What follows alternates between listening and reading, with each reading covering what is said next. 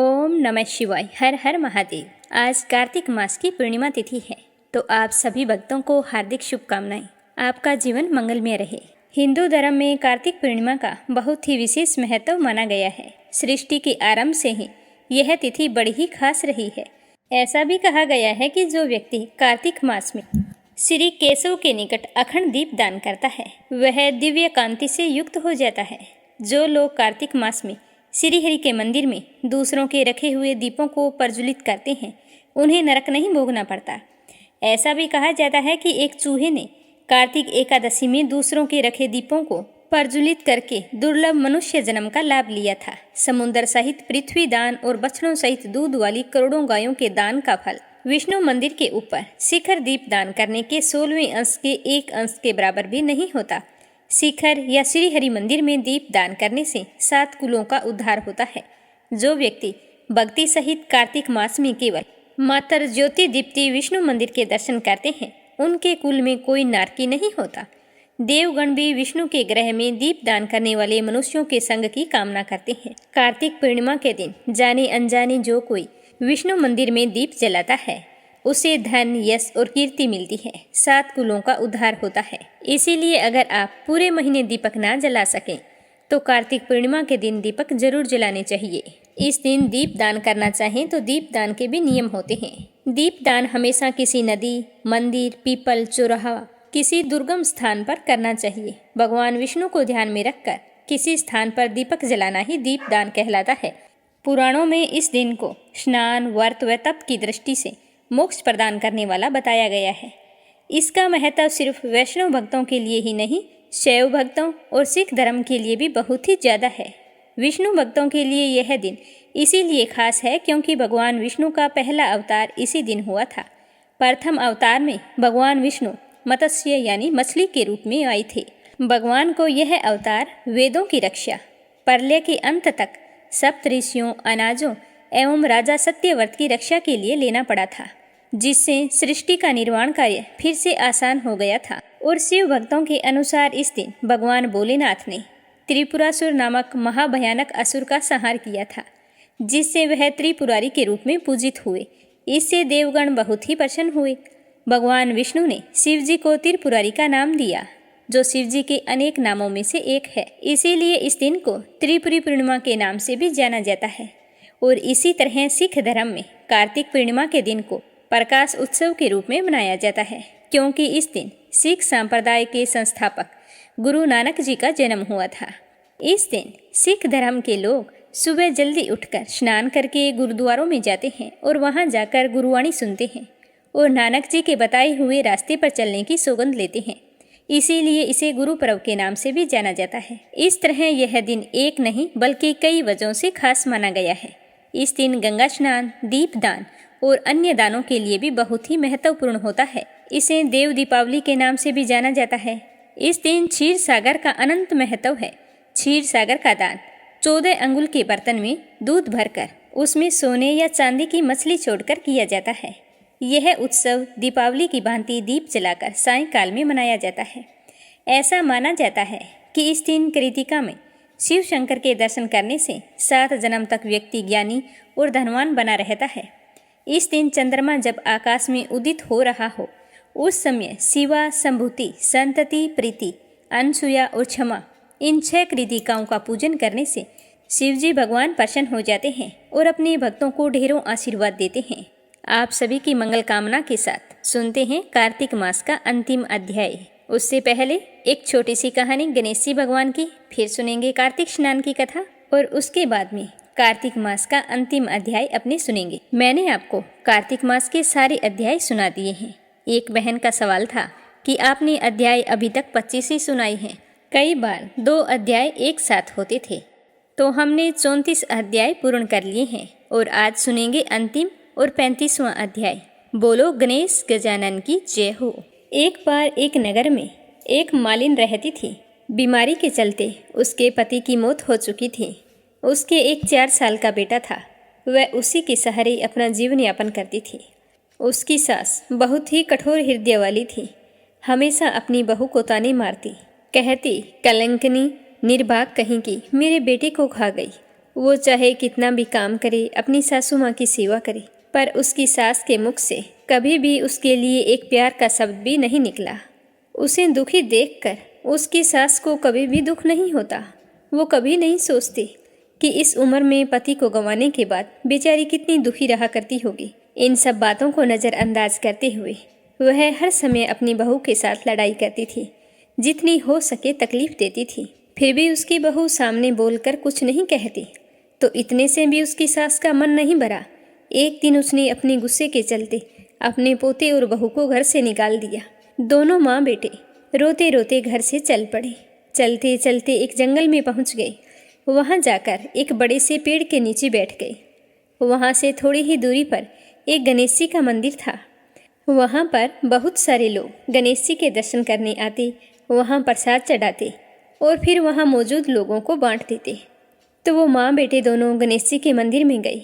वहाँ जाकर उसकी माँ कहने लगी कि गणेश जी महाराज, मुझसे ऐसी क्या गलती हो गई जिसकी मुझे आप इतनी बड़ी सज़ा दे रहे हैं।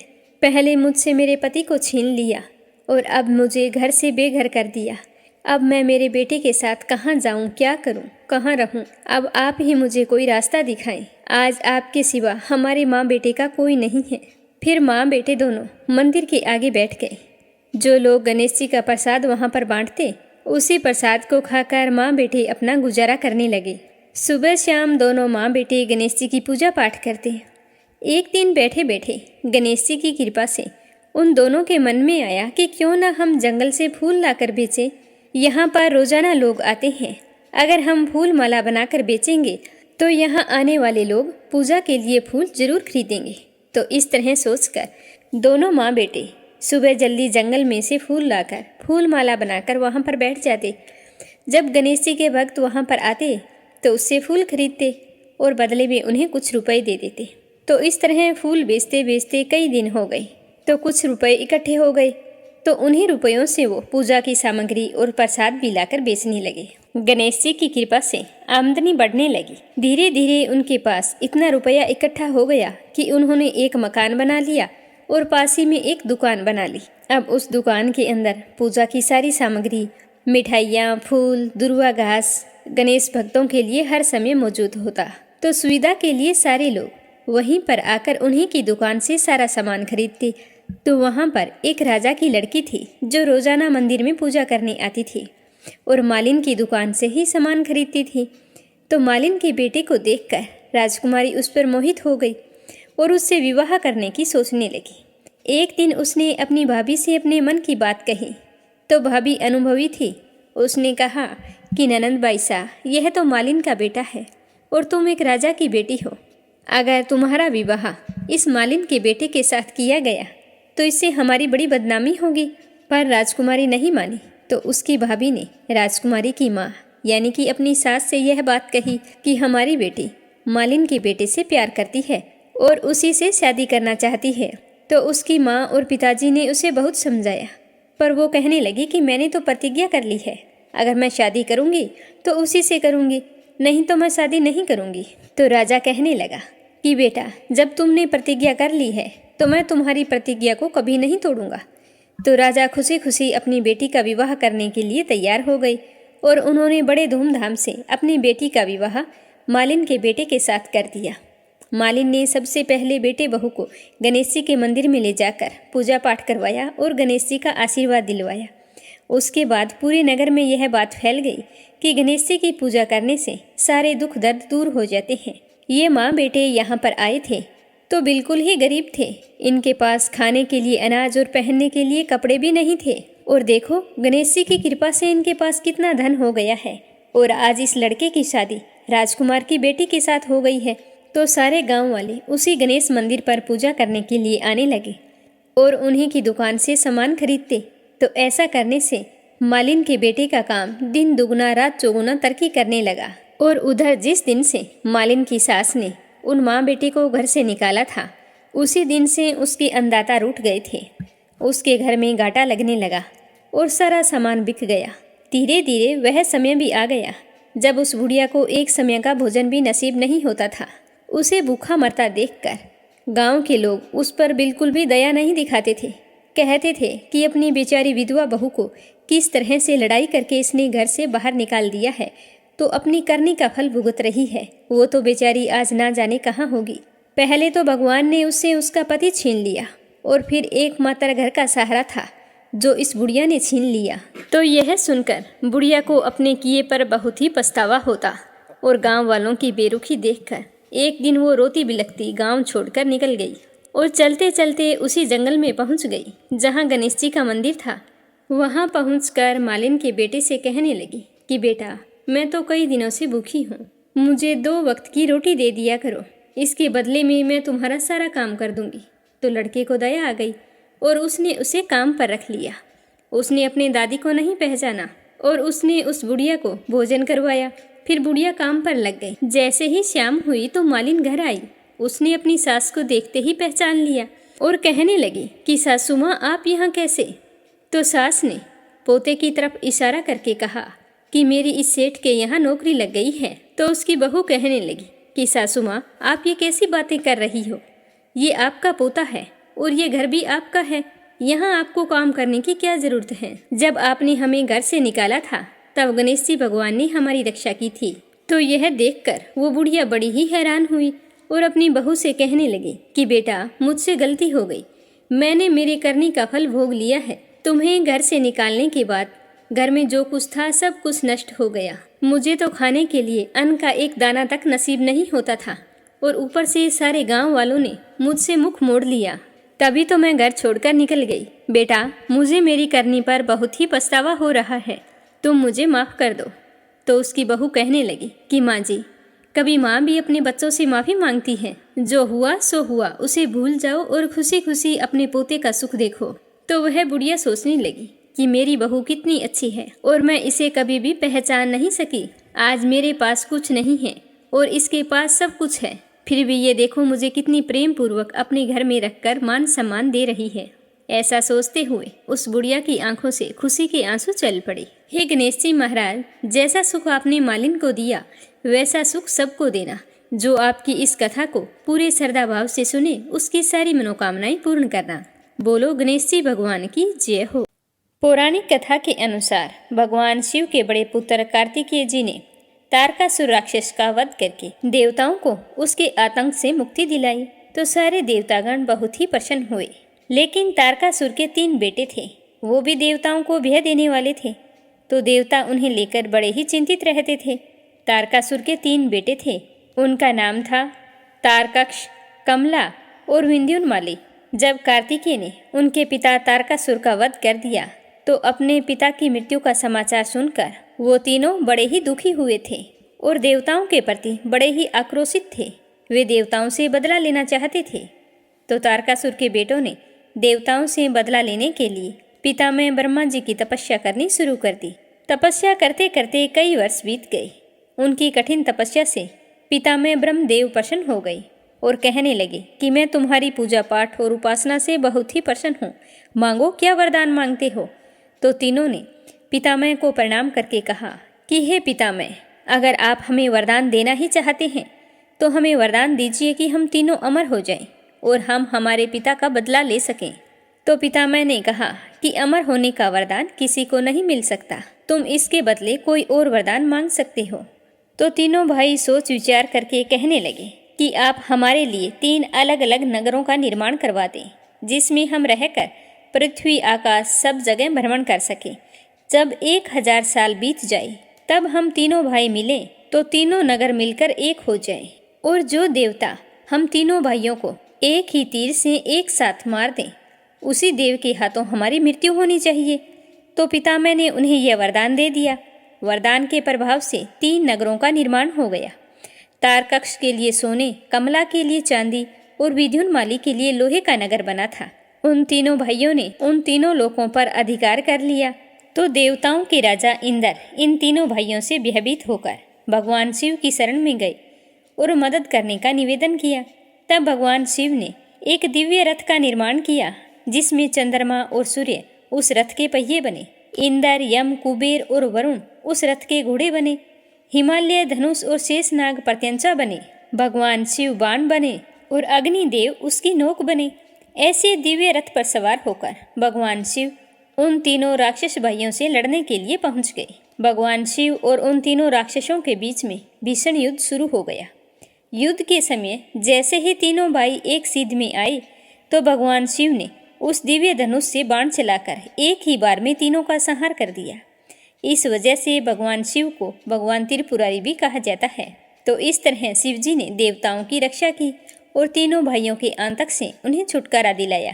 कहते हैं कि जिस दिन यह घटना हुई थी उस दिन कार्तिक पूर्णिमा थी, इसीलिए कार्तिक पूर्णिमा को त्रिपुरारी पूर्णिमा के नाम से जाना जाता है। तीनों राक्षसों का वध होने से सारे देवी देवता प्रसन्न हो गए तो उन्होंने भगवान शिव की पूजा की। उसके बाद से काशी में जाकर गंगा स्नान किया, फिर वहां पर दीप दान किया। इसी वजह से कार्तिक पूर्णिमा की शाम को देव दीपावली मनाई जाती है। अब सुनते हैं कार्तिक स्नान की कथा। बोलो विष्णु भगवान की जय हो, बोलो कृष्ण कन्हैया की जय हो। एक बार की बात है कि 4 चिड़िया थी, चारों साथ साथ रहा करती थी। कार्तिक का महीना आया तो कार्तिक महीने के पहले दिन सुबह जल्दी ब्रह्म मुहूर्त में कई महिलाएं नदी पर स्नान करने के लिए आई। स्नान करने के बाद में उन्होंने बड़ पिंपल सिंचा, तुलसी में जल डाला, फिर कार्तिक स्नान की कथा कही। उसके बाद सूर्य भगवान को अर्घ्य देकर अपने मंगल जीवन की कामना करती हुई घर चली गई। तो यह देखकर उन चारों चिड़ियाओं ने सोचा कि क्यों ना हम भी कार्तिक स्नान करें, क्या पता हमें भी कार्तिक का पुण्य फल मिले। तो यह सोचकर उन चारों ने नदी में डुबकी लगाई और चोंच में पानी भरकर पीपल में डाला, बड़ में डाला और तुलसी जी में डालकर चारों बैठकर कथा सुनने लगी। तो इसी तरह उन्होंने पूरे कार्तिक के महीने स्नान किया। जब कार्तिक का महीना समाप्त हुआ तो वो चारों सोचने लगी कि हम खिचड़ी बनाते हैं। तो सभी ने मिलकर घी, चावल, दाल आदि का बंदोबस्त किया और खिचड़ी बनाई। जब खिचड़ी बनकर तैयार हो गई तो वो कहने लगी कि चलो पहले नहा कर आते हैं, बाद में खाएंगे। तो चारों की चारों स्नान करने चली गई। एक चिड़िया जल्दी स्नान करके आ गई, उसे बड़ी जोरों की भूख लगी थी। तो उसने खिचड़ी के बर्तन का ढक्कन उतारा, फिर सोचने लगी कि मेरी तीनों साथी नहीं आई है तो मुझे खिचड़ी नहीं खानी चाहिए, चलो मैं भाप खा लेती हूँ, जब वो आएंगी तो खिचड़ी खा लेंगी। तो उस तरह उसने पतीले के किनारे पर बैठकर भाप खाई और वहाँ से उड़ गई। तभी दूसरी चिड़िया आ गई तो उसे दूसरी चिड़िया दिखाई नहीं दी, तो उसे भी भूख लगी थी तो उसने खिचड़ी का पानी पी लिया और वहाँ से चली गई। तीसरी आई तो वो खिचड़ी खाकर चली गई। अब चौथी आई तो उसने पतीले में देखा तो उसमें खिचड़ी नहीं थी, नीचे बची खुची खुरचन लगी थी, तो उसने खुरचन को खा लिया और पानी पीकर चली गई। कुछ समय बाद वे चारों की चारों मर गई। जिस चिड़िया ने भाप खाई थी वह राजा के घर राजकुमारी के रूप में पैदा हुई। जिस चिड़िया ने खिचड़ी का पानी पिया था वह कुम्हार के घर पैदा हुई, और जिसने खिचड़ी खाई थी उसने ब्राह्मण के घर जन्म लिया। और चौथी जिसने खुरचन खाई थी उसने हथनी की योनि पाई। अब जो कुम्हार की बेटी थी वो तो राजा के घर दासी बनकर रह रही थी, और जो ब्राह्मण की बेटी थी वह राजकुमारी की सहेली थी, और हथनी भी राजमहल में रह रही थी। राजकुमारी को अपने पिछले जन्म की सारी बातें याद थी। समय के साथ बड़ी हो गई। उस जन्म में भी राजकुमारी कार्तिक स्नान किया करती थी। फिर राजा ने एक अच्छा सा राजकुमार देखकर उसकी शादी तय कर दी। फिर राजकुमारी की शादी हो गई। राजकुमारी जैसे ही ससुराल जाने लगी तो अपने पिताजी से कहने लगी कि पिताजी, मैं इस दासी को और अपनी सहेली को ससुराल में साथ ले जाना चाहती हूँ। तो उसके पिताजी ने कहा कि ठीक है बेटा, तुम्हें और कुछ चाहिए तो और बोलो। तो वो कहने लगी कि पिताजी, आप मुझे इस हथनी को भी दे दो। तो राजा ने कहा ठीक है। तो हथनी को जैसे ही खड़ा किया जाने लगा तो हथनी तो उठने का नाम नहीं ले रही थी। तो राजकुमारी उसके पास गई और उसके कान में पिछले जन्म की सारी बातें कह डाली, जिसे सुनकर हथनी खड़ी हो गई और राजकुमारी के साथ चलने लगी। अब उन तीनों को लेकर राजकुमारी ससुराल पहुंच गई। अब राजकुमारी रोजाना हथनी से मिलने जाती और उसके कान में अपने पिछले जन्म की बातें कहती। एक दिन राजकुमार ने यह देखा कि उसकी पत्नी एक बार जरूर हथनी के पास जाती है और उसके कान में पता नहीं क्या कहती है। तो वह राजकुमारी से कहने लगा कि राजकुमारी, मैं तुमसे एक बात पूछना चाहता हूँ, अगर तुम सच सच बताओ तो तुम दासी और तुम्हारी सहेली और इस हथनी को अपने साथ दहेज में लेकर क्यों आई हो?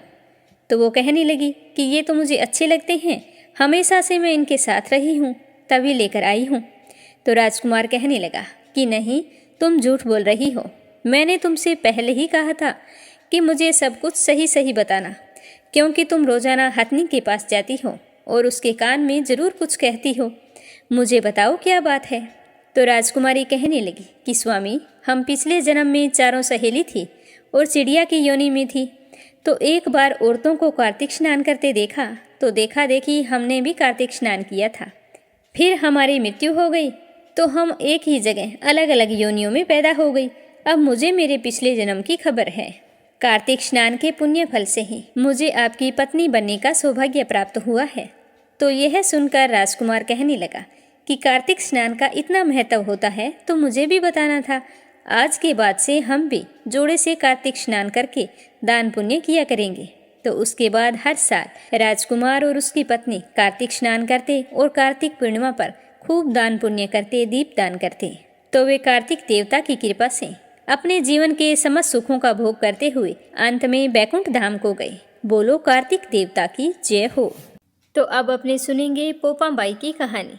किसी गांव में एक भाई बहन रहा करते थे। भाई की शादी हो गई, लेकिन उसकी बहन की शादी नहीं हुई थी। बहन का नाम पोपा बाई था। पोपा बाई भगवान की परम भगत थी। वह हमेशा पूजा पाठ में लगी रहती थी। एक दिन उसके भाई भाभी ने उसे शादी करने के लिए कहा, तो उसने मना कर दिया और कहा कि भैया भाभी, मैं शादी नहीं करवाऊंगी और ना ही आज के बाद से आपके साथ रहना चाहती हूँ। आप ऐसा करो, मेरे लिए गांव से बाहर एक झोंपड़ी बनवा दो, मैं उसी में रहकर अपना जीवन व्यतीत कर लूँगी। तो उसका भैया कहने लगा कि बहन, मैं तुम्हें गांव से बाहर अकेली को कैसे छोड़ सकता हूँ। तो वो कहने लगी, भैया आप मेरी चिंता मत करो, मुझे तो भगवान की भक्ति करनी है और मैं आपके साथ रहूँगी। तो आपको हमेशा यह लगेगा कि आपने मेरी शादी नहीं की और मैं शादी नहीं करना चाहती हूँ।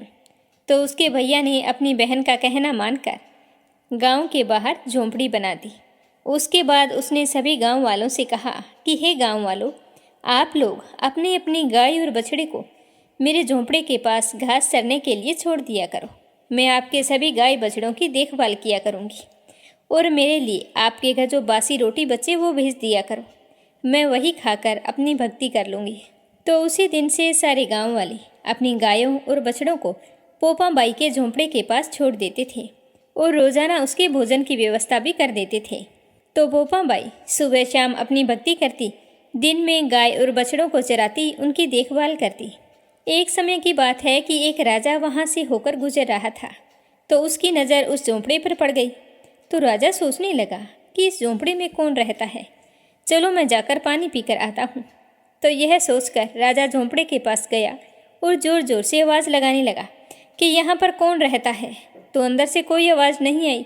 तो राजा ने फिर ज़ोर से आवाज़ लगाई, फिर भी सामने से कोई आवाज़ नहीं आई। तो राजा दरवाजे को खटखटाने लगा। दरवाज़ा खटखटाने की आवाज़ सुनकर पोपा बाई ने अंदर से ही कहा कि कौन है, बार बार दरवाज़ा क्यों खटखटा रहे हो, क्या काम है तुम्हें। तो राजा ने उत्तर दिया कि मैं इस देश का राजा हूँ, तुम कौन हो और यहाँ पर अकेली क्या कर रही हो। तो उसने कहा कि मेरा नाम पोपा बाई है और मैं भगवान की भक्ति करती हूँ। मेरा नियम है कि मैं किसी भी पुरुष का मुंह नहीं देखती हूँ। तो राजा बोले कि मैं तो इस देश का राजा हूँ और यहाँ पर मेरा ही हुक्म चलता है, मैं तो आपके साथ विवाह करना चाहता हूँ, आप मेरे सामने आओ। तो पोपा बाई ने कहा कि तुम अपने महल को लौट जाओ, मैं शादी नहीं करना चाहती। लेकिन राजा ने पोपा बाई की बात की ओर ध्यान नहीं दिया और दरवाजे को तोड़कर अंदर चले गई और पोपा बाई को बलपूर्वक उठाकर अपने घोड़े पर बैठाया और महल की ओर चल पड़े। तो पोपा बाई ने राजा को श्राप दिया कि हे राजा, तेरा राजपाट सब नष्ट हो जाए। पर राजा ने उसकी बात की ओर ध्यान नहीं दिया। जैसे ही राजा महल में पहुंचे तो अपनी रानियों को पोपा बाई के बारे में बताया। तो पूरी बात सुनकर रानियों ने राजा से अनुरोध किया कि राजन, आप पोपा बाई को सही सलामत उनकी झोंपड़ी में छोड़ आए। आपने उसे यहाँ लाकर अच्छा नहीं किया, उसके श्राप से हमारा सब कुछ नष्ट हो जाएगा। भलाई इसी में है कि अभी के अभी आप उन्हें झोंपड़ी पर छोड़ आओ। तो राजा ने जाकर पोपा बाई से कहा कि तुम चलो मेरे साथ, मैं तुम्हें तुम्हारे झोंपड़े पर छोड़ आता हूँ। तो ऐसा कहकर पोपा बाई को घोड़े पर बैठाया और उसकी झोंपड़े की ओर चल पड़े। चलते चलते रास्ते में पाप की नदी आई और राजा उसमें डूब गया। पोपा बाई की भी उसी समय मृत्यु हो गई।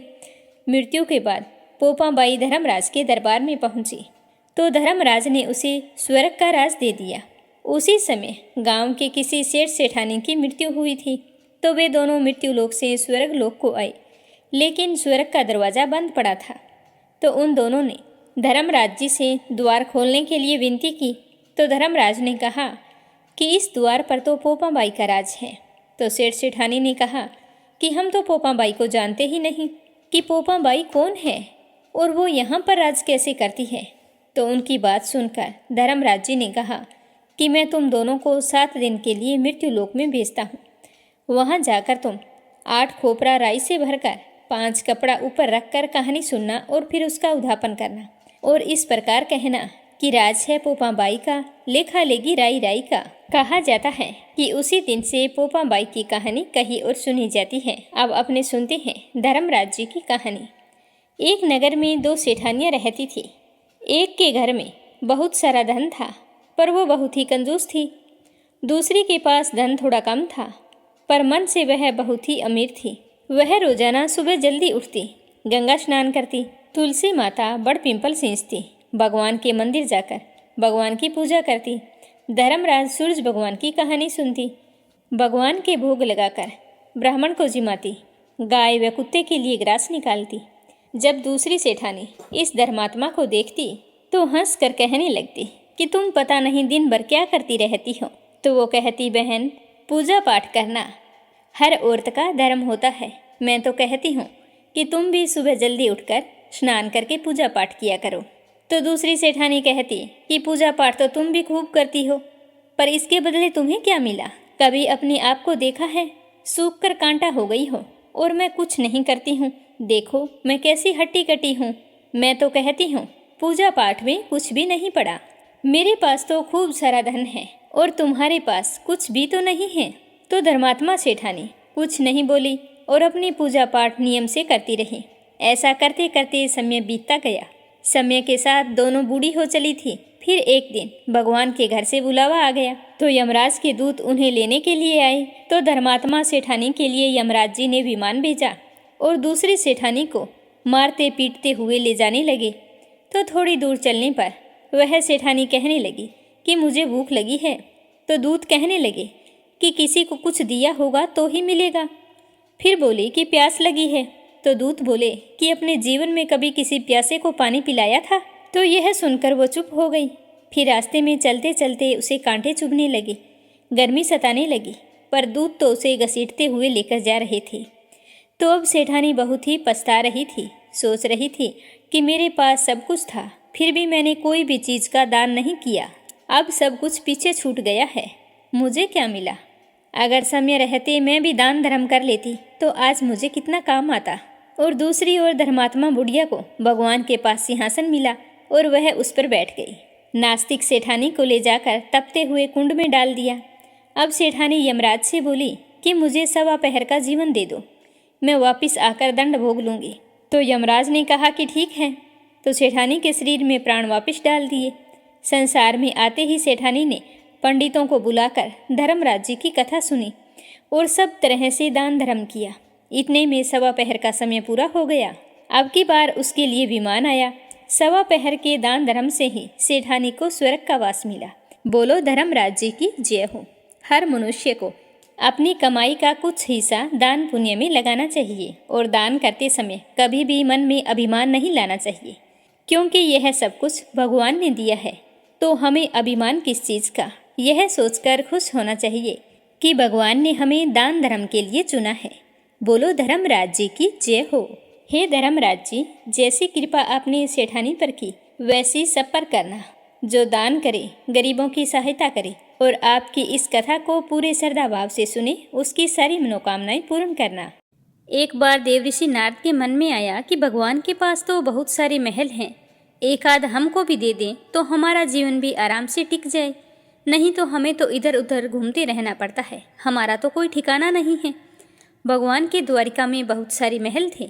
तो नारद जी भगवान के पास गए और जाकर कहने लगे कि भगवान, आपके पास इतने सारे महल हैं, तो कोई एक महल हमें भी दे दो, हम भी आराम से रह सकें। आपके यहाँ खाने पीने का इंतजाम अच्छा रहता है। तो नारद जी की बात सुनकर भगवान मन ही मन सोचने लगे कि यह मेरा भक्त है, विरक्त सन्यासी है, अगर कहीं राजसी ठाठ में रहने लग गया तो थोड़े ही दिन में इसकी सारी विरक्ति भक्ति निकल जाएगी। अगर हम इसे मना कर देंगे तो यह बुरा मान जाएगा, कहेगा कि आपके पास इतने सारे महल हैं और हमें एक महल भी नहीं दिया।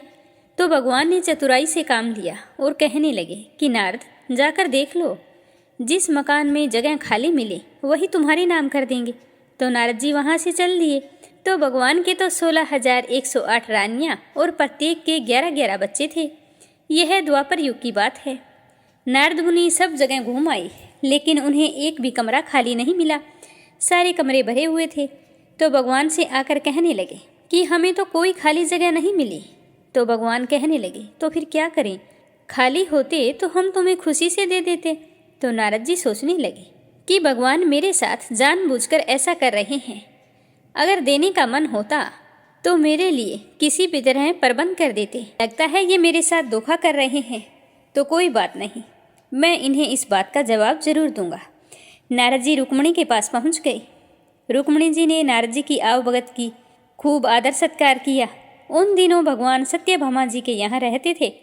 तो नारद जी रुक्मिणी को दान की कथा सुनाने लगे। सुनाने वाले स्वयं नारद जी थे। दान का महत्व बताने लगे कि जिस चीज़ का दान करते हैं वही चीज़ हमें आगे मिलती है।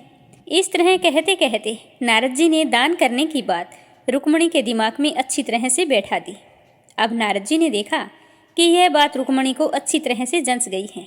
तो नारद जी कहने लगे कि मनुष्य को जो सबसे ज़्यादा चीज़ प्यारी हो उसी का दान करना चाहिए, तो अगले जन्म में वही मिलती है। ऐसा कहकर देवऋषि नारद ने कहा कि आपको जान से ज़्यादा प्यारा क्या है, आप किस चीज़ को सबसे ज़्यादा प्यार करती हैं। तो रुक्मिणी कहने लगी कि नारद जी ये भी कोई पूछने की बात है, हम तो भगवान से ही प्यार करते हैं। हमारी तो हमेशा से यही इच्छा है कि अगले जन्म में हमें वही मिले। तो नारद जी यह सुनकर कहने लगे कि आपकी यही इच्छा है कि आपको अगले जन्म में वही मिले, तो आपको उनका दान करना होगा। दान इच्छा से किया जाता है। इच्छा है तो दान कर दो, नहीं इच्छा है तो मत करो। इच्छा से दान कर दिया तो अगले जन्म में तुम्हें ही मिलेंगे, नहीं तो तुम्हारी तो सौतन बहुत हैं। अगर तुम में से किसी ने पहले दान कर दिया तो वो उनको मिल जाएंगे, फिर तुम्हें कुछ नहीं मिलेगा। तो इतना सुनते ही रुक्मिणी ने कहा कि मुझसे पहले दान कोई नहीं कर सकता, दान तो पहले मैं ही करूँगी, क्योंकि मैं भगवान से सबसे ज़्यादा प्यार करती हूँ और अगले जन्म में उन्हें ही पाना चाहती हूँ। तो नारद जी यह देखकर बहुत ही खुश हुए और रुक्मिणी से दान का संकल्प करा लिया। अब क्या था, नारद जी ने जो सोचा था वही हो गया और वे सीधे सत्यभामा जी के महल में पहुँच गए और भगवान से कहने लगे कि उठाओ कमंडलू और चलो मेरे साथ। तो भगवान ने कहा कि कहाँ चलना है, क्या बात हुई। तो नारद जी कहने लगे बात कुछ नहीं है, रुक्मिणी ने आपको दान कर दिया है और आपको मैंने दान में ले लिया है। आपने एक भी कोठरी मुझे नहीं दी। मैं अब आपको बाबा बनाकर साथ रखूँगा, पेड़ के नीचे सुलाऊंगा। यह कहकर नारद जी ने सारी कथा भगवान को सुना दी। तो भगवान ने कहा कि रुक्मिणी ने दान कर दिया तो ठीक है, वह पटरानी है, उससे मिल तो आए, फिर चलेंगे। तो भगवान अपने सारे गहने गांठे रेशम के कपड़े सब खोलकर सत्यभामा जी को दे दिए। बलकल वस्त्र पहनकर, बसमी लगाकर और कमंडलू लेकर वहाँ से चल दिए। तो उन्हें देखते ही रुक्मिणी के तो होश उड़ गए और कहने लगी कि क्या हुआ। भगवान ने कहा पता नहीं, नारद बोल रहा है कि तूने मुझे दान में दे दिया। तो रुक्मिणी कहने लगी लेकिन वो कपड़े गहने वो कहाँ गए, उत्तम केसर को छोड़कर आपने ये बसमी क्यों लगा रखी है। तो भगवान ने कहा जब आपने दान दे ही दिया है तो मैं तो उनका हो गया, इसीलिए इनके साथ वे ठाट बाट नहीं चलेंगे। अब तो मैं बाबा जी बनकर जा रहा हूँ। तो रुक्मिणी कहने लगी। तो यह सुनकर रुक्मिणी कहने लगी कि मैंने इसीलिए थोड़े ही दान दिया था कि ये आपको ले जाएं। तो भगवान ने कहा कि दान किस लिए दिया जाता है, दान जिसको दिया जाता है वो ले जाता है। तो यह सुनते ही रुक्मिणी को सब कुछ समझ में आ गया कि मैंने तो गलत कर दिया। तो रुक्मिणी नारद जी से कहने लगी कि नारद जी आपने मुझे पहले नहीं बताया कि अगले जन्म में मिलने के लिए मुझे अभी इनको खोना पड़ेगा। यह कहकर रुक्मिणी तो जोर जोर से रोने लगी। उसका रोना धोना सुनकर सारी रानियां वहां पर इकट्ठी हो गई। सत्यभामा जामवती बहुत ही समझदार थी। उन्होंने कहा कि रुक्मिणी हमसे पूछे बिना दान कैसे कर सकती हैं, क्योंकि भगवान हमारे भी तो पति हैं। अकेली रुक्मिणी का इन पर अधिकार नहीं है, इन पर हमारा भी अधिकार है। दान तो इसने किया है, हमने नहीं किया, तो हम भगवान से दूर कैसे रहें? ये तो अनर्थ है। तो इस तरह बात बढ़ती हुई देखकर नारद जी सोचने लगे कि मैं तो भगवान को मजा चखाने वाला था, अब पता नहीं क्या होगा। तो नारद जी कहने लगे कि भगवान का जितना वजन है उतना तुला दान कर दो, वो दान भगवान के दान के बराबर ही होगा। तो नारद जी की बात सुनकर भगवान मन ही मन सोचने लगे कि यह तो फिर मोह माया में पड़ रहा है, इसके महल का शौक अभी तक गया नहीं है, कुछ ना कुछ तो करना होगा। तो भगवान कहने लगे कि हाँ ठीक है, तुला दान कर दो। नारद जी ने तो ये बिल्कुल सही बात कही है। तो यह कहकर भगवान तराजू के एक पलड़े में बैठ गई। अब रानियां जल्दी जल्दी दूसरे पलड़े में सारे गहने हीरे पन्ने रखने लगी, पर पलड़ा भगवान का ही भारी रहा। भगवान का पलड़ा उठे कैसे? वो तो पूरे ब्रह्मांड को अपने पेट में लेकर बैठा है, तो द्वारिका के धन से कहाँ पूरा होना था। यह देखकर नारद जी तो मन ही मन खुश हो रहे थे कि ठीक है, सब कुछ ले जाऊंगा।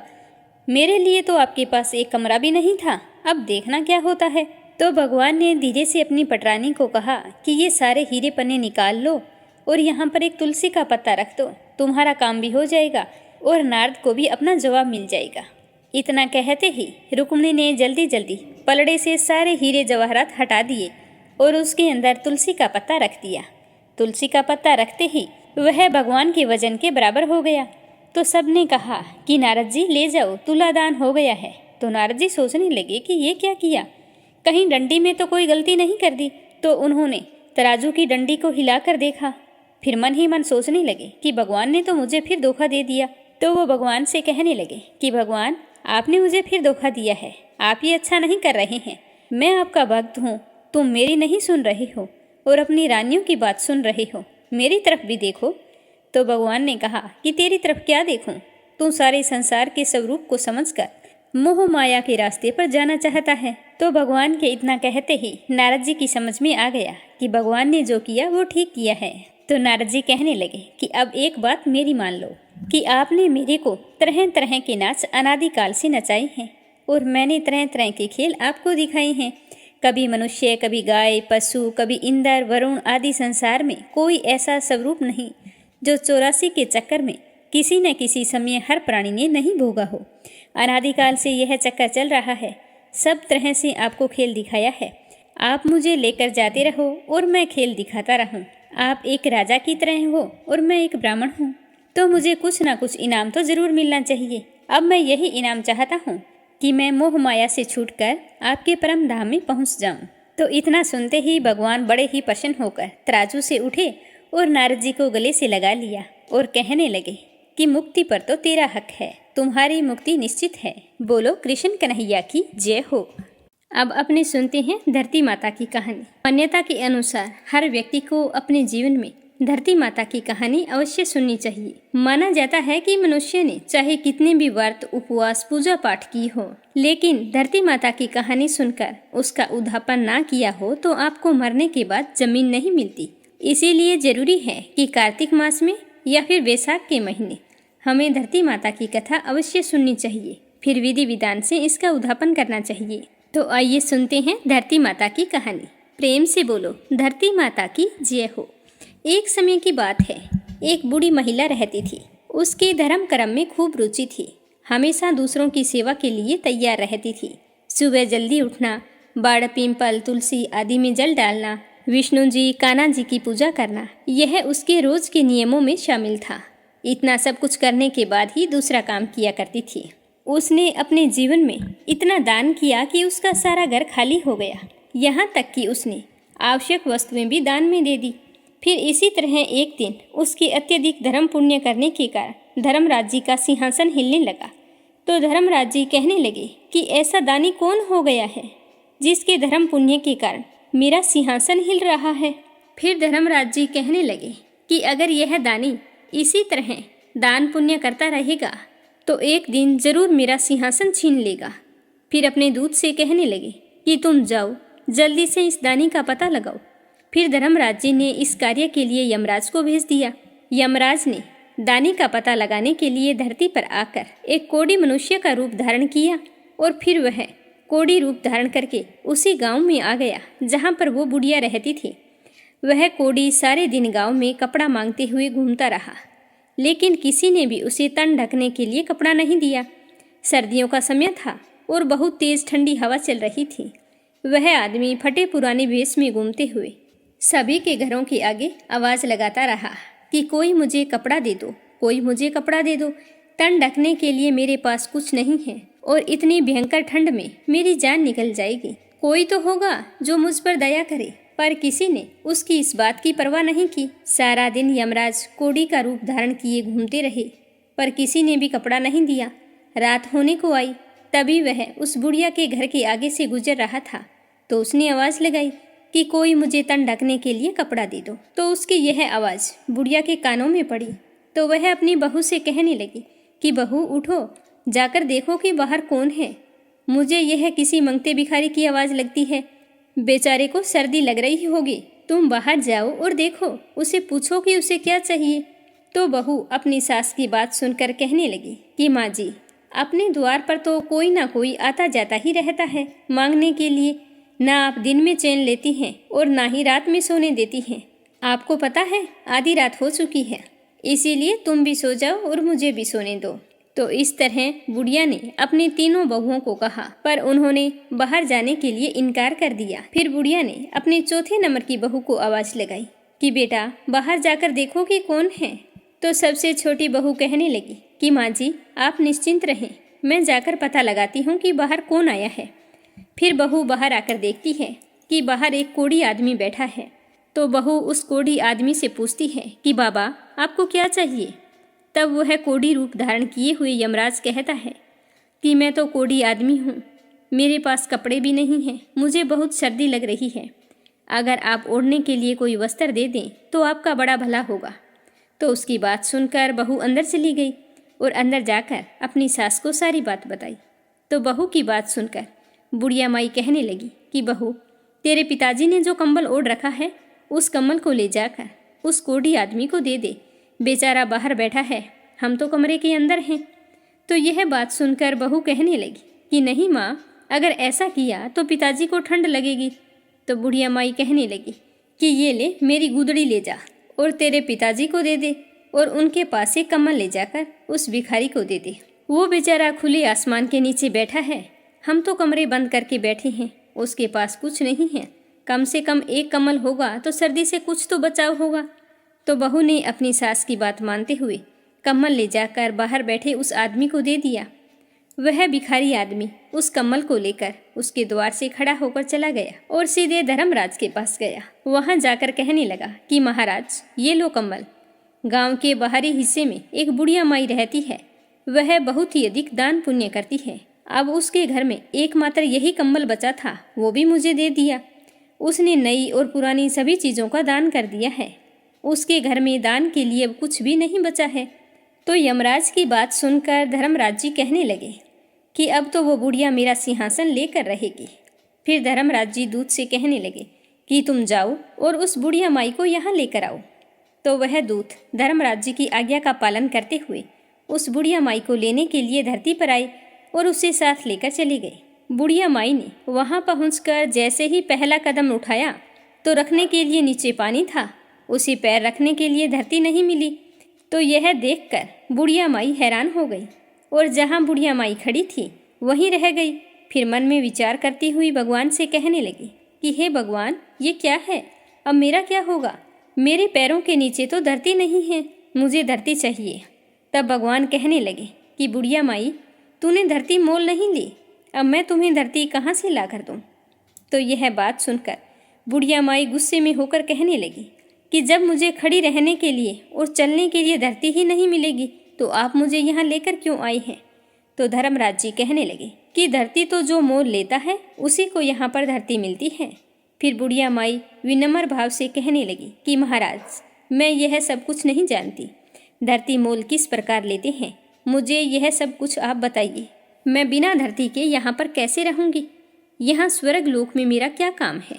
मुझे अब धरती मोल लेने की सारी विधि बताओ और मृत्यु लोक में कुछ समय के लिए वापस भेज दो, फिर मैं धरती मोल लेकर ही आपके दूतों के साथ वापस आऊँगी।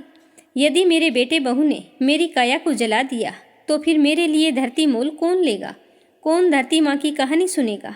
फिर तो मैं धरती नहीं ले सकूंगी और ना ही स्वर्ग का आनंद उठा पाऊंगी। तो बुढ़िया माई की बात सुनकर धर्मराज जी मन ही मन विचार करते हुए कहने लगे कि बुढ़िया माई ठीक है, तू जा। फिर यह कहकर धर्मराज जी ने अपने दूतों को बुढ़िया माई के साथ धरती पर भेज दिया। उधर बुढ़िया माई रात में ही मर गई थी और जब सुबह हुई तो बेटे बहू उसके अंतिम संस्कार की तैयारी कर रहे थे। जब संस्कार की तैयारी हो गई तो उसके बेटे अर्थी को उठाकर जाने लगे। अर्थी लेकर आधे रास्ते पहुंचे थे कि बुढ़िया माई कहने लगी कि बेटा, तुम मुझे कहाँ लेकर जा रहे हो? तब उसका बड़ा बेटा कहने लगा कि माँ, इतनी जल्दी भूतनी कैसे बन गई? तब बुढ़िया माई कहने लगी, नहीं बेटा, मैं भूतनी नहीं हूँ, मैं तो तेरी माँ हूँ। मैं 7 दिन के लिए धरती पर आई हूँ और 8वें दिन यहाँ से वापस चली जाऊंगी। मुझे तो धर्मराज जी ने यहाँ पर भेजा है। तो उसके बेटे कहने लगे कि माँ, तुम्हें वापस आना था तो तुम गई क्यों? तो वो कहने लगी कि बेटा, क्या करूँ, मैंने अपने जीवन में धर्म पुण्य तो बहुत किए थे, लेकिन धरती माता की ना तो कभी कहानी सुनी और ना ही धरती मोल ली, इसीलिए मुझे वहाँ पर धरती नहीं मिली है। जहाँ भी मैं पैर रखती हूँ वहाँ पानी ही पानी हो जाता है। मेरे प्रार्थना करने पर धर्मराज जी ने मुझे यहाँ पर धरती माता की कहानी सुनने के लिए भेजा है। 7 दिन कहानी सुनूंगी, फिर उसका उद्यापन करके वापस चली जाऊंगी। तो यह सुनकर उसके बेटे अपनी माँ को घर ले आए।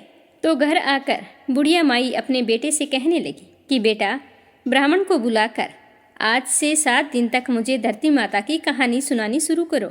7 दिन मैं कहानी सुनूंगी, उसके बाद उसका उद्यापन करके 8वें दिन मैं वापस चली जाऊंगी, फिर दोबारा लौटकर कभी नहीं आऊंगी। तो बुढ़िया माई की बात सुनकर उसके सारे बेटे असमंजस में पड़ गए और सोचने लगे कि क्या करें। तभी एक बुजुर्ग पंडित वहां पर आया और कहने लगा कि बेटा, तुम्हारी माँ भगवान के दरबार में जाकर आई है और फिर से अपनी काया में आ गई, तो यह सच कह रही है। भगवान ने ही इसको यहाँ भेजा है। यह अपने जीवन में बहुत ही धर्मपरायण थी। अब जैसा तुम्हारी माँ कहती है वैसा ही करो। इन्हें 7 दिन तक धरती माता की कहानी सुनवाओ और फिर उसका उद्यापन कर देना। तो पंडित की बात सुनकर उसके बेटे तो मान गए, पर बुढ़िया के घर में लोगों की भीड़ लगी हुई थी, क्योंकि उस दिन उसका संस्कार होना था।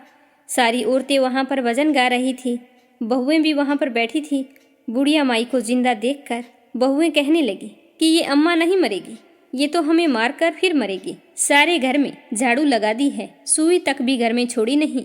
घर में भोजन बनना तो दूर है, एक चुटकी नमक तक नहीं मिलता, और ये अब फिर से आ गई है।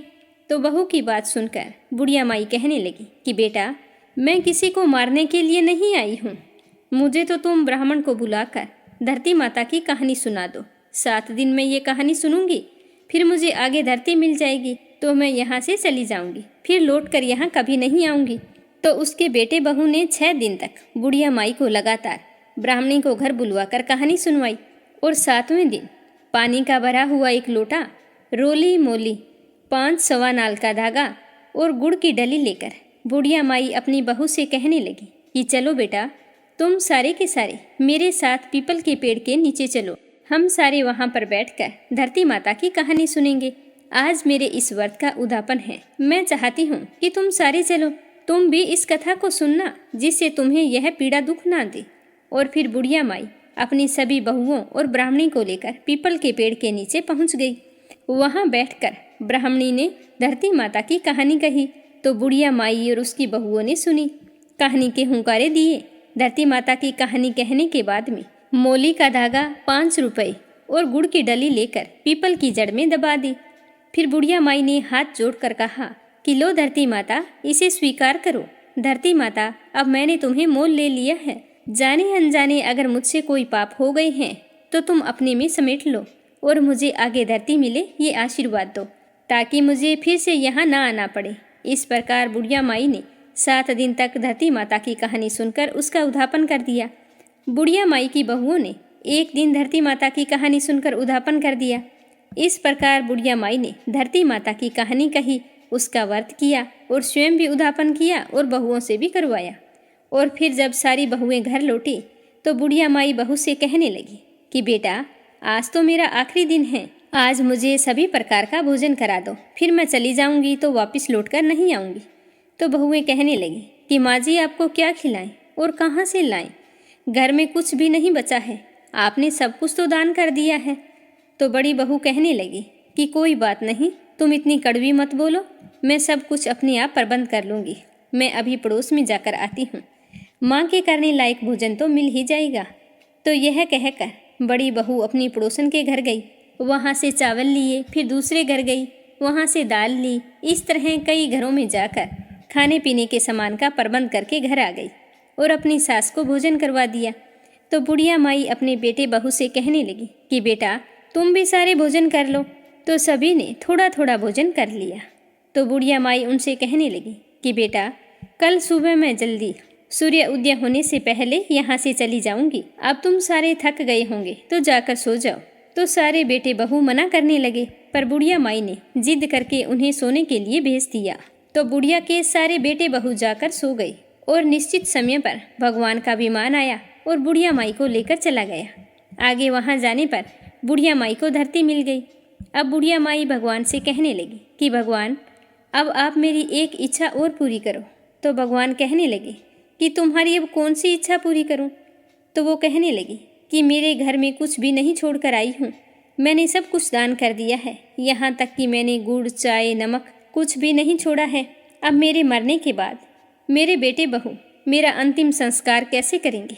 जो मैंने दान धर्म किया है उसे 4 गुना करके आप लौटाइए। तो भगवान बोले कि ठीक है, जो भी तूने दान धर्म किया है 4 गुना करके मैं लौटा दूंगा। अब से तेरे बेटे बहू के घर में हर चीज मौजूद होगी। उधर जब सुबह हुई तो छोटी बहू ने उठकर चाय बनाई और चाय लेकर जैसे ही अपनी सासू माँ के कमरे में गई और आवाज़ लगाई तो उसकी सासू माँ बोली नहीं। तो बहू ने चाय रखकर अपनी सास को हिलाया तो सासू माँ का शरीर तो अकड़ गया था।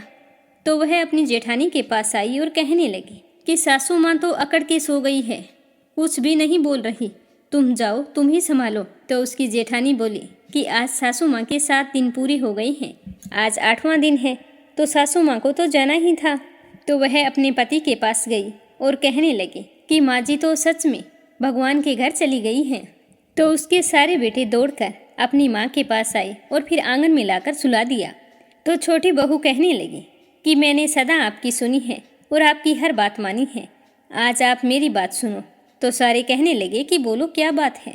तो छोटी बहू कहने लगी कि इस लोटे में जल है, इसी पानी से छींटे देकर सासू माँ को ले जाओ।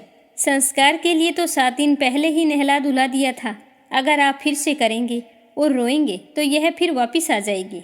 तुम 4 भाई हो, 5वें की जरूरत नहीं है, इसे जल्दी से उठाओ और फटाफट जलाकर आ जाओ, जिससे कि इनकी गति हो जाए।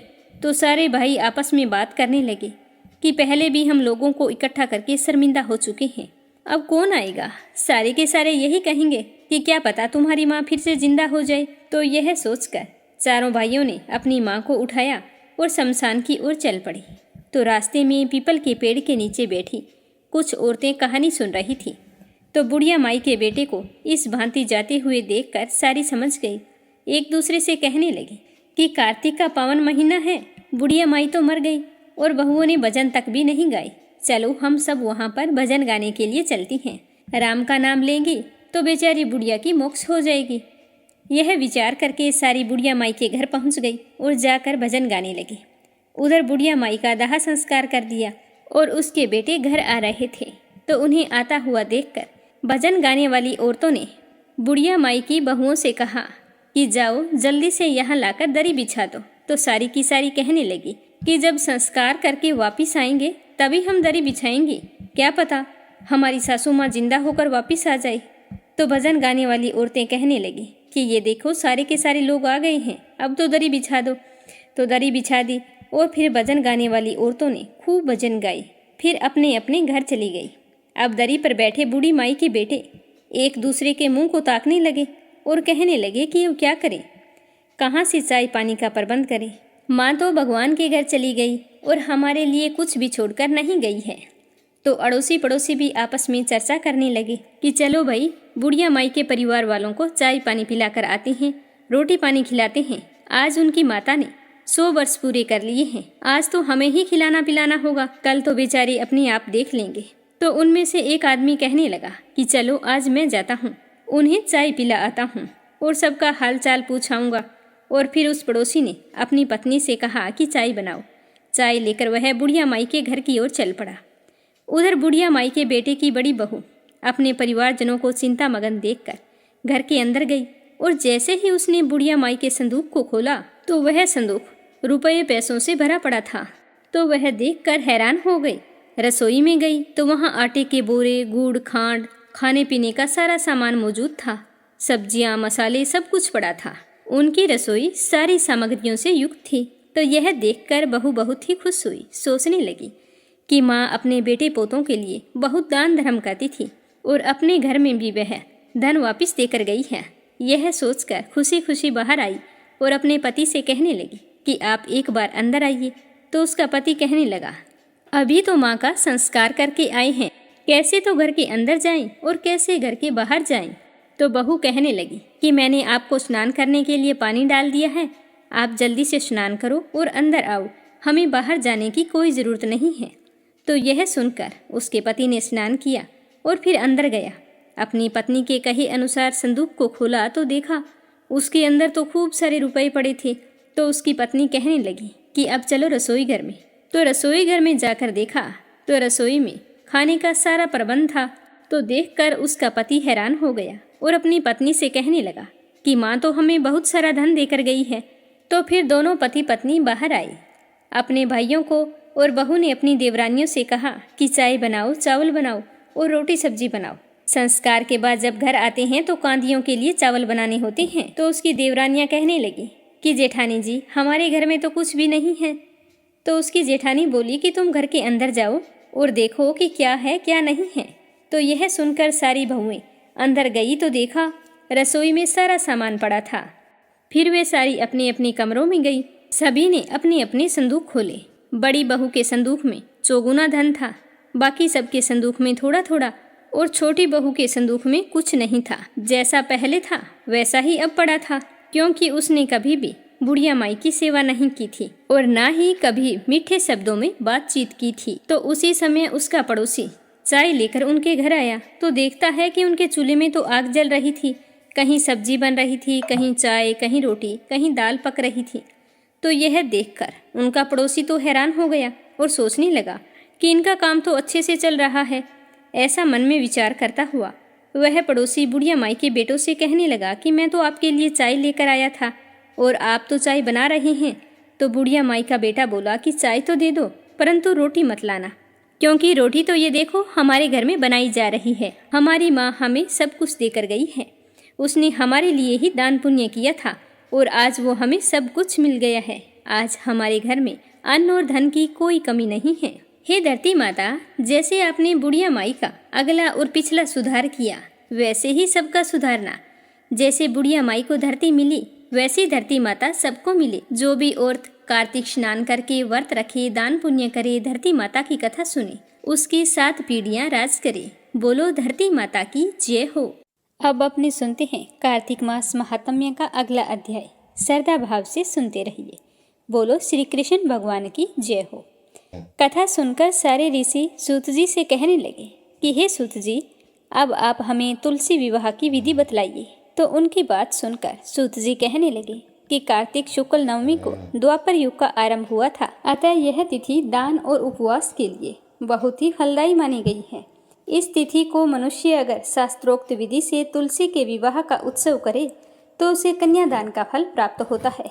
पूर्व काल में कनक की पुत्री किशोरी ने एकादशी तिथि में संध्या के समय तुलसी की वैवाहिक विधि संपन्न की थी, जिससे वह किशोरी विधवा दोष से मुक्त हो गई थी। अब मैं उसकी विधि बतलाता हूँ।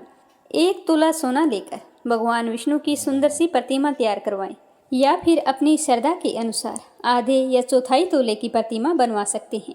फिर तुलसी और भगवान विष्णु की प्रतिमा में प्राण प्रतिष्ठा करके षोडशोपचार पूजा करें। पहले देश काल का स्मरण करके गणेश जी का पूजन करें, फिर पुण्य वाचन करवाकर नांदी श्राद्ध करें। तत्पश्चात वेद मंत्रों के उच्चारण और बाजे आदि की ध्वनि के साथ भगवान विष्णु की प्रतिमा को तुलसी जी के निकट लाकर रखें। प्रतिमा को वस्त्रों से आच्छादित करना चाहिए।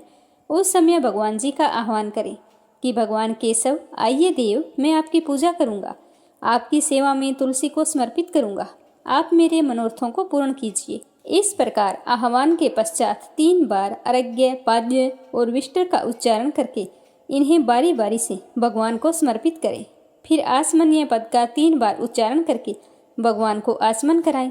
इसके बाद कांसी के बर्तन में दही, घी और शहद रखकर उसे कांसी के पात्र से ही ढक दें तथा भगवान को अर्पण करते हुए इस प्रकार कहें कि हे वासुदेव, आपको नमस्कार है।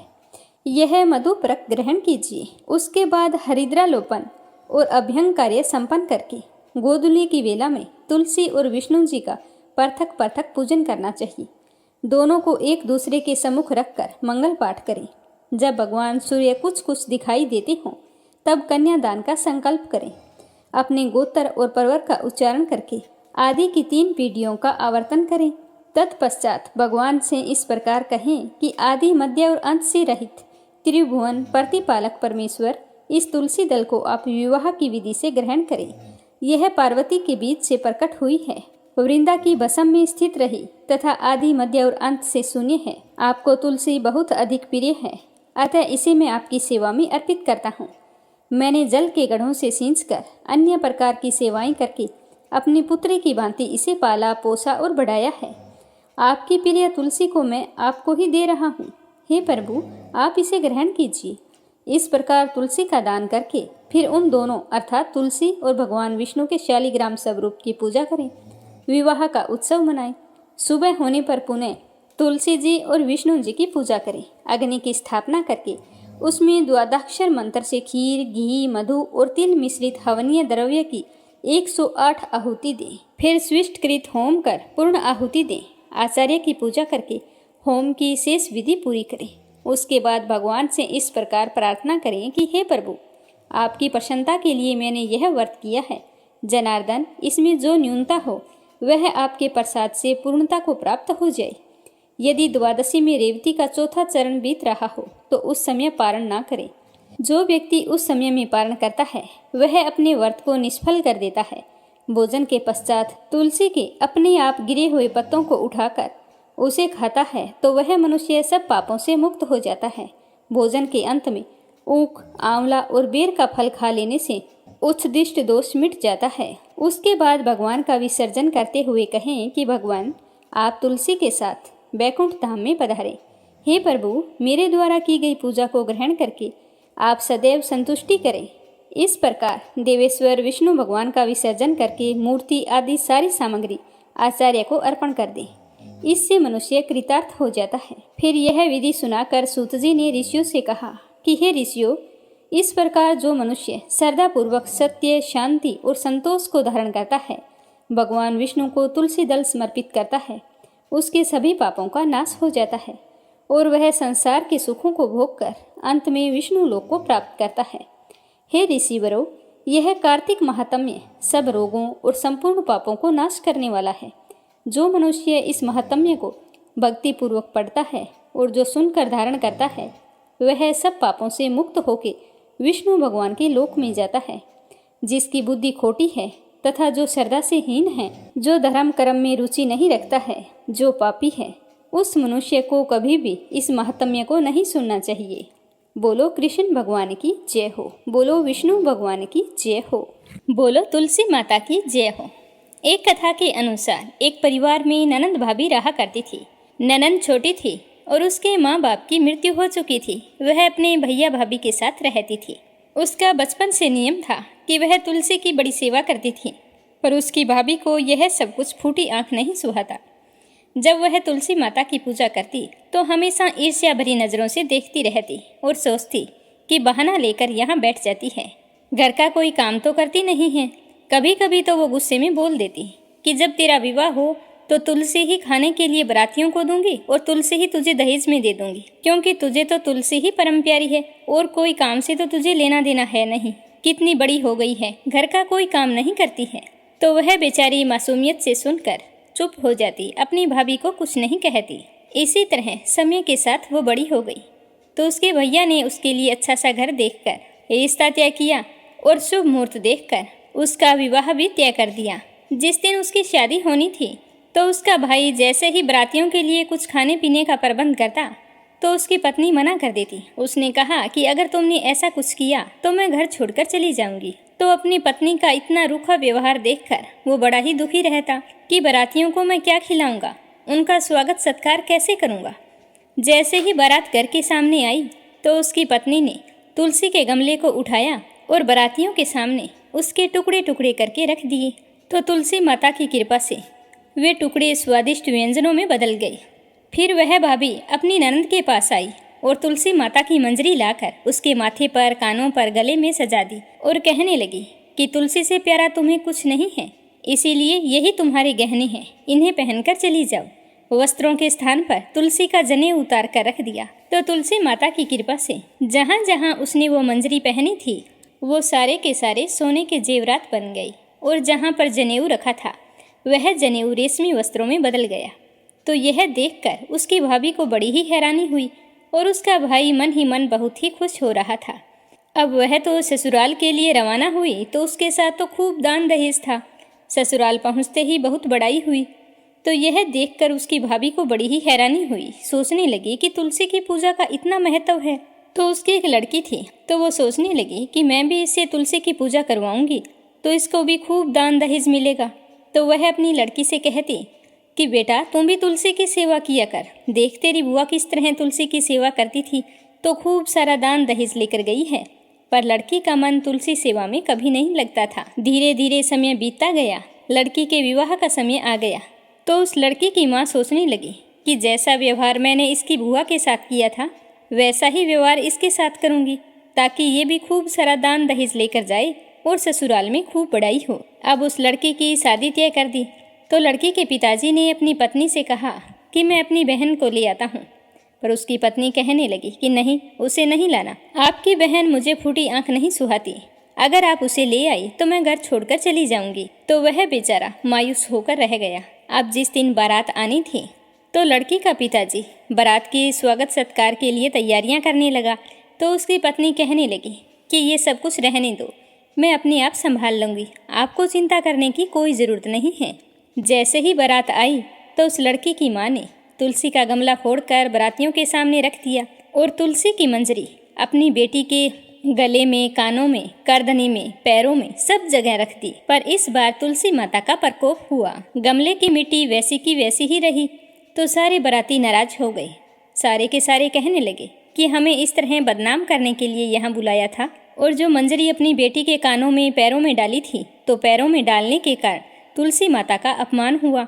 तो सारी की सारी मंजरी मुरझा कर लटक गई। इस तरह का व्यवहार देखकर बाराती, दूल्हा और दूल्हे के पिताजी सारे नाराज हो गए और उन्हें अपशब्द कहने लगे। दूल्हे के पिताजी ने पहले तो कहा कि बारात खाली वापस जाएगी, पर बाद में सोचा कि गांव में बदनामी होगी तो अपने बेटे की शादी कराई और लड़की को विदा करा के चल पड़े। तो यह सब कुछ देखकर उसके पति को बहुत ही दुख हुआ। उसे अपनी बहन की बहुत ही याद आ रही थी। तो उसने अपनी पत्नी से कहा कि अगर तुम कहो तो मैं अपनी बहन से मिल आऊं। तो वो कहने लगी कि हाँ जरूर मिल आओ, पर यहाँ पर लेकर आने की कोई ज़रूरत नहीं है।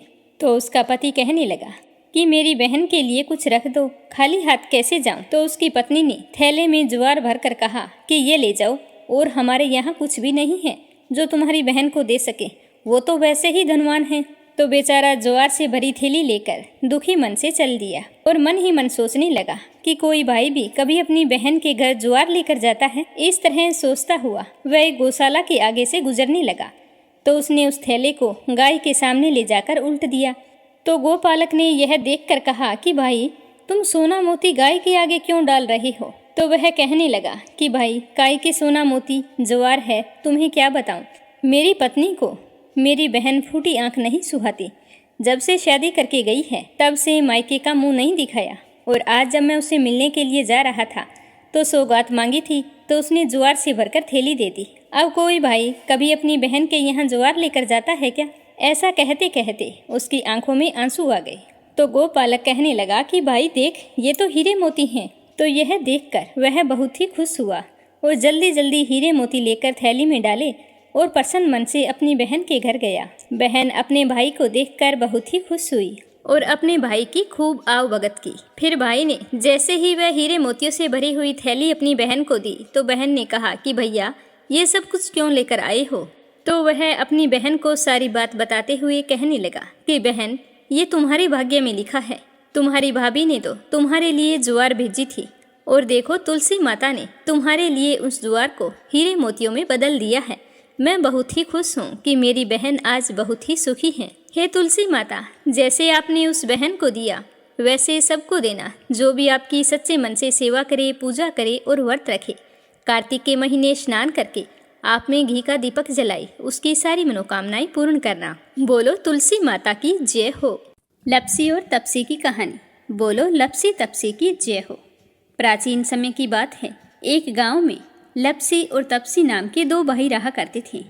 तपसी हमेशा भगवान की सेवा में लीन रहता था, लेकिन लप्सी हमेशा सवा सेर लापसी बनाता, भगवान को भोग लगाकर फिर स्वयं भोजन कर लेता।